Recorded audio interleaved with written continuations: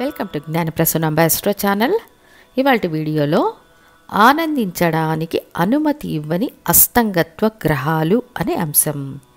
గ్రహాలు తమ బలాన్ని అనేక స్థాయిల ద్వారా పెంచుకోవడం లేదా తగ్గించుకోవడం ఉంటుంది. ఇవి రెండు జ్యోతిష శాస్త్రంలోని సూక్ష్మ విషయాలు. ఒక గ్రహం బలంగా ఉందా లేదా బలహీనంగా ఉందా అని సరిగ్గా అంచనా వేసినప్పుడు గ్రహం యొక్క ఖచ్చితత్వాన్ని తెలుసుకోవచ్చు. ఆ విధంగా చూచినప్పుడు గ్రహాలు తమ బలాన్ని కోల్పోయే మార్గాలలో ఒకటి అస్తంగత్వం. దీన్నే మూఢం అని జ్యోతిష మూల గ్రంథాలలో పేర్కొనడం జరిగింది. ఈ అస్తంగత్వాన్నిచ్చే గ్రహం రవి భగవానుడు. అత్యంత ప్రకాశవంతమైన రవి భగవానునికి చంద్రుడు తప్ప మిగిలిన 5 గ్రహాలు రవికి అతి దగ్గరగా వచ్చినప్పుడు తమ బలాన్ని కోల్పోతారు. దీనినే అస్తంగత్వం అంటారు. ఒక్కొక్క గ్రహానికి వేర్వేరు డిగ్రీ స్కేల్లో పేర్కొనబడినప్పటికీ రవికి 5 డిగ్రీల లోపల గ్రహాలు ఉన్నప్పుడు అస్తంగత్వాన్ని పొందుతాయి. రవితో ఒకే నక్షత్ర పాదంలో ఉన్న గ్రహం తన బలాన్ని పూర్తిగా కోల్పోతుంది. ఉదాహరణకు రవి పూర్వాషాఢ నక్షత్రం 1వ పాదంలో ఉన్నారు. అదే పూర్వాషాఢ నక్షత్రం 1వ పాదంలో శని కూడా ఉన్నారంటే ఇక్కడ శని భగవానుడు పూర్తిగా అస్తంగత్వం పొందారని అర్థం. ఇక ఇవాల్టి అంశం ఆనందించడానికి అనుమతి ఇవ్వని అస్తంగత్వ గ్రహాలు అనే అంశం. రవికి అత్యంత దగ్గరగా ఉన్న గ్రహాలు అస్తంగత్వం పొందుతాయి. ఈ గ్రహ కారకత్వాలను రవి భగవానుడే తీసుకుని చేస్తారు అనేది వాస్తవం. ఇందులో కూడా ఒక సూక్ష్మ విషయం ఉంది.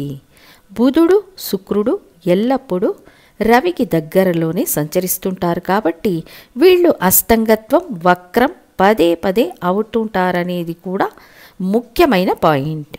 సో ఒక గ్రహం రవికి అతి దగ్గరగా ఉండి అస్తంగత్వం పొందినప్పుడు ఆ గ్రహం యొక్క కారకత్వ ఆధిపత్య ఫలితాలు ఉంటాయి, కానీ మనం దానిని అనుభవించలేము.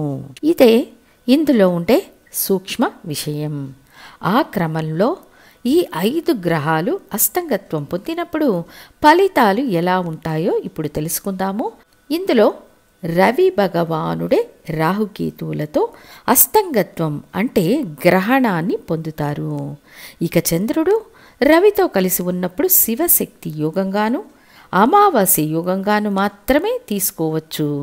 కానీ చంద్రుడు అస్తంగత్వం అని తీసుకోవడానికి కుదరదు. అప్పుడు రాహువు కేతువు చంద్రుడు తప్ప మిగిలిన 5 గ్రహాలలో మొదటిగా బుధుడిని శుక్రుడి స్థితిని వీళ్ళిద్దరిని చూద్దాము. బుధుడు రవితో పదే పదే అస్తంగత్వం పొందే గ్రహం. ఎందుకంటే బుధుడు రవి నుండి 28 డిగ్రీలు దాటి వెళ్ళలేడు. ఇటువంటి స్వభావం కల బుధుడు అస్తంగత్వం పొందినప్పుడు జాతకుడు చాలా జ్ఞానవంతుడవుతాడు. ఇది బుధ ఆదిత్య యోగం అని కూడా చెప్పవచ్చు. మంచి జ్ఞానవంతుడిగా ఉంటారు, కానీ అతని జ్ఞానం తెలివి అతనికి ఉపయోగపడదు. ఇతరులకు సలహాలు ఇవ్వడం, ఇతరులకు మార్గం నిర్దేశించడం, ఇతరుల కోసం ముందుండి పని చేయడం, ఇటువంటి విషయాలు ఖచ్చితంగా ప్రయోజనకరంగా ఉంటాయి. కానీ అతని తెలివితేటలు నైపుణ్యం సరైన సమయంలో అతడికి ఉపయోగపడవు. ఉదాహరణకు మహాభారతంలో కర్ణుడికి తనకు అవసరమైన సమయంలో అతని అస్త్రాలు అతనికి ఉపయోగపడవు. ఇదే బుధుడు అస్తంగత్వ ఫలితం.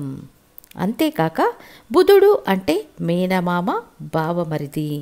ఈ సంబంధాలు కూడా వీళ్లకు బాగుండవు. ఈ సంబంధాల నుండి గొప్ప ప్రయోజనాలను పొందలేరు. ఇంకా బుధుడు బాల్యాన్ని సూచిస్తాడు కాబట్టి బాల్య పర్వం కూడా జాతకుడికి బాగుండదు.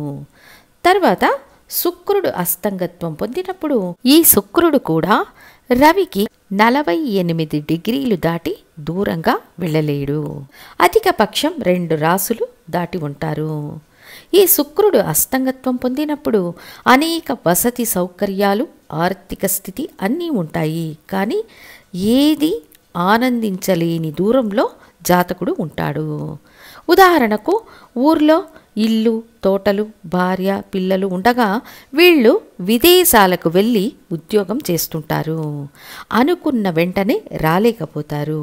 వారు తమ యవ్వనమంతా శ్రమించి దాని వెనకలే ఉంటారు.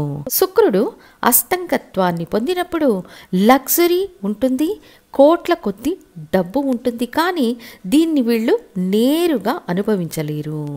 ఉదయాన్నే ఒక డ్రై చపాతి, మధ్యాహ్నం ఓట్స్ గంజి తాగడం షుగర్ వ్యాధి మిమ్మల్ని ఆస్వాదించకుండా చేస్తుంది.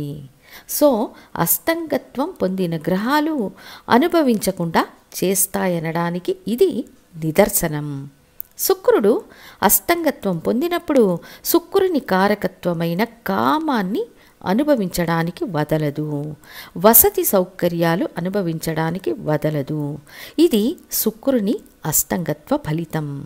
తర్వాత కుజుడి యొక్క అస్తంగత్వం అంటే కుజుడు ఒక ఉష్ణగ్రహం, రవి కూడా ఒక ఉష్ణగ్రహం. కుజుడు రవితో అస్తంగత్వం పొందినప్పుడు హీట్ రిలేటెడ్ వ్యాధులతో జాతకుడు బాధింపబడతాడు.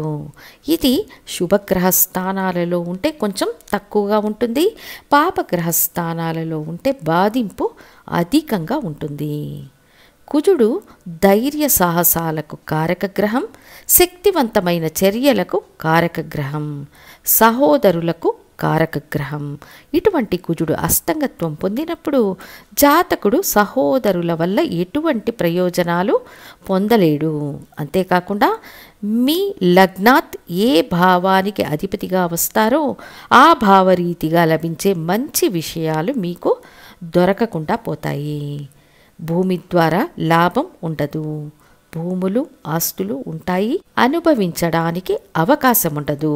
సహోదరులు, రక్త సంబంధీకుల మధ్య, కోర్టు కేసుల మధ్య ఆస్తులు, భూములు ఉంటాయి. ధైర్య సాహసాలు, శక్తి కలిగిన వారుగా జాతకుడు ఉన్నా అవసరమైన సమయంలో అవి వీళ్లకు ఉపయోగపడవు. ఇది కుజుడు అస్తంగత్వం పొందినప్పుడు ఏర్పడే ఫలితాలు. తర్వాత గురు భగవానుని అస్తంగత్వం. ఈ గురువు అస్తంగత్వం రవి భగవానునికి శుభత్వాన్ని ఇస్తుంది.